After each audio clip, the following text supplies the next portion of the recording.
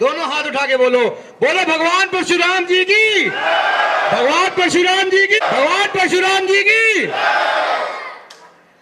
आज गांव ढनाला में आकर आप लोगों का हर्ष और उल्लास, प्यार, आशीर्वाद देकर वाकई मन बहुत खुश हो गया। और आपसे क्षमा मांगता हूं कि आप इतने घंटों से बैठे हो, इंतजार कर रहे हो, लेकिन मैं आपको इस बात का आश्वासन देके जाता हूं। मैं सबसे पहले मंच पे विराजमान श्री सुरेंद्र अत्री जी, चेयरमैन भिवानीखेड़ा, श्री सुधीर जी सरपंच, श्री कपिल शर्मा जी सरपंच, श्री वेदपाल जी सरपंच, श्री राजेश जी सरपंच, श्री विनोद शर्मा जी बीडीसी मेंबर, श्री राहुल मुढाल जी छोटा भाई है जिला पार्षद, श्री राजेश जी, श्री वेद शर्मा जी, श्री दयानंद शर्मा जी, श्री रमेश शर्मा जी, श्री रामपाल जी, श्री नरेश जी, श्री धर्म प्रकाश शर्मा जी, श्री ओम प्रकाश जी। और अगर कोई रह गया हो तो मैं क्षमा प्रार्थी हूँ।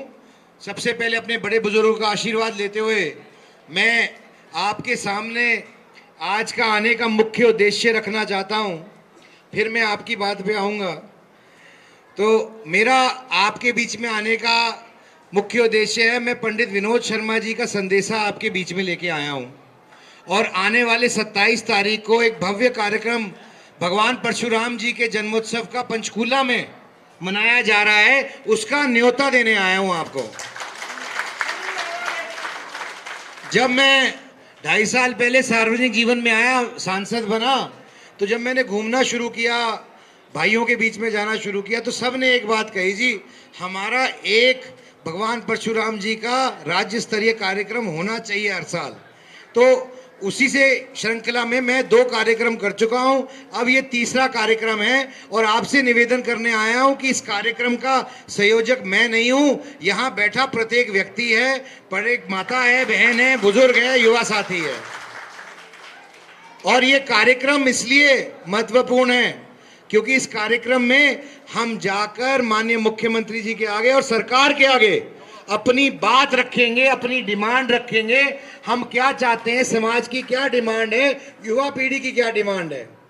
जैसे पंडित विनोद शर्मा जी ने हमेशा से समाज की लड़ाई लड़ने का काम किया है, चाहे वो ईपीपीजी के हक की बात हो, जहां हमारे छोरे छोरियों को नौकरियां मिलने उसकी वजह से, या फिर धौली की मालिकाना हक की बात हो जो दिलाने का काम उन्होंने किया, या फिर फिरावर की जमीन का जो मुद्दा था, जो रोहतक में फरावर का था, उसको सुलझाने का काम किया।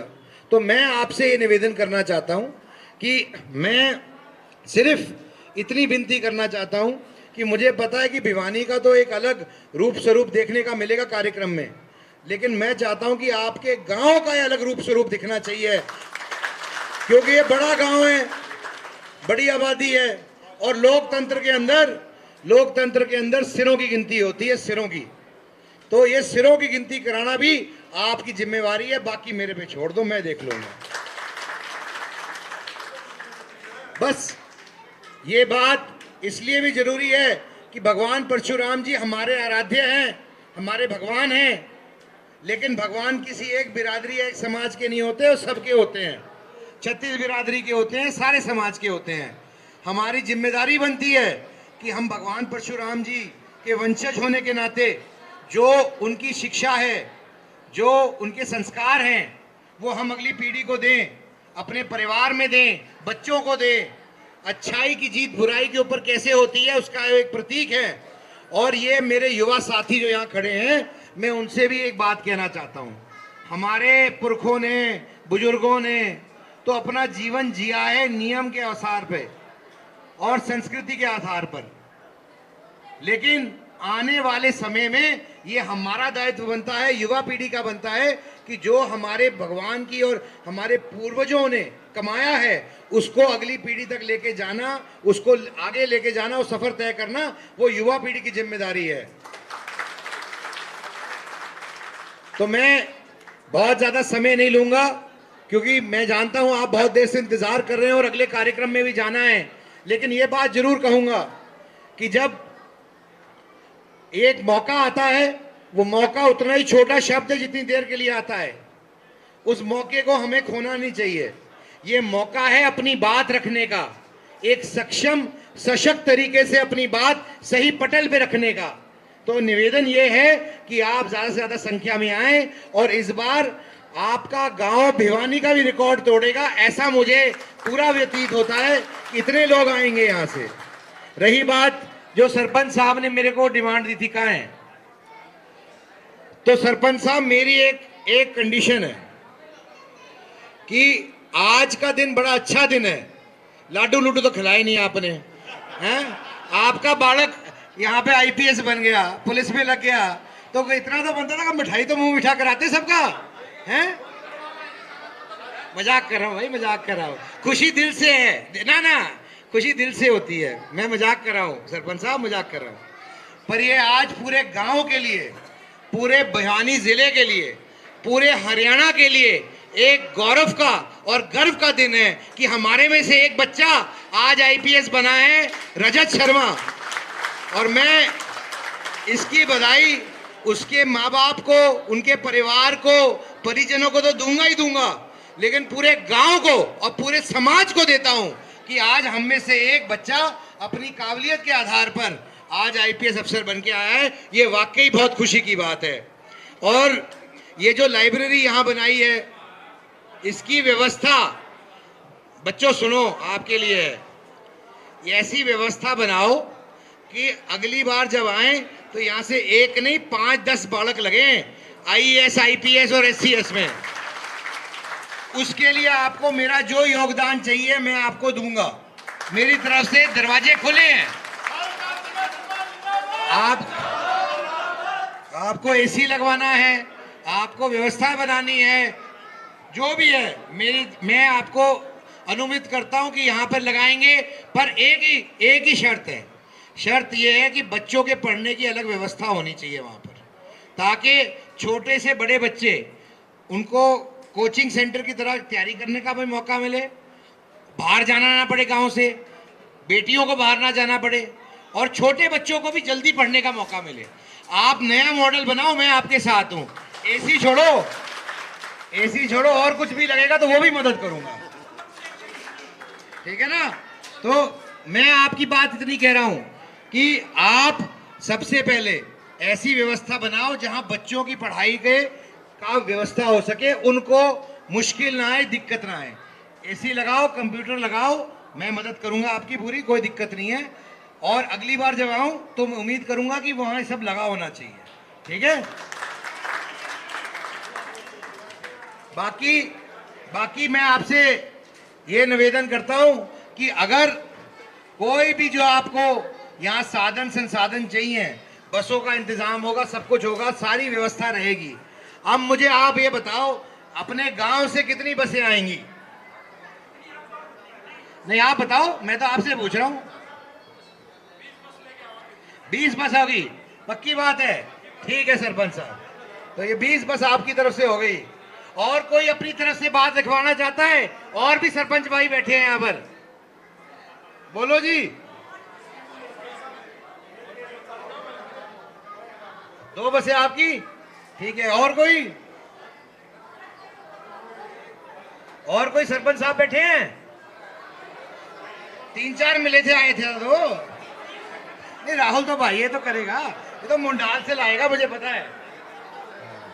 राहुल कितनी बसें? या 20 तो इसने के लगा दी। अच्छा, परवानी में तो इसीलिए कह रहा हूं। तो चल 10 तो कर मुंडाल की। चलो, राहुल की भी 10 बस रही, मुंडाल से राहुल 10 बस लाएगा। सरपंच साहब ने 20 की लिखाई है, इन्होंने 2 की लिखाई है।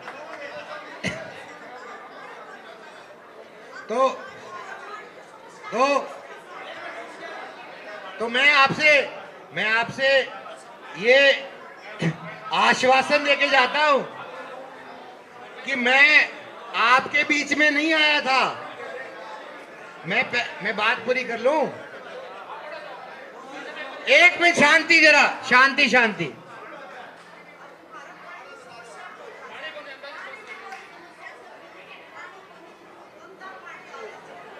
है, आपका नहर का पानी नहीं आता है।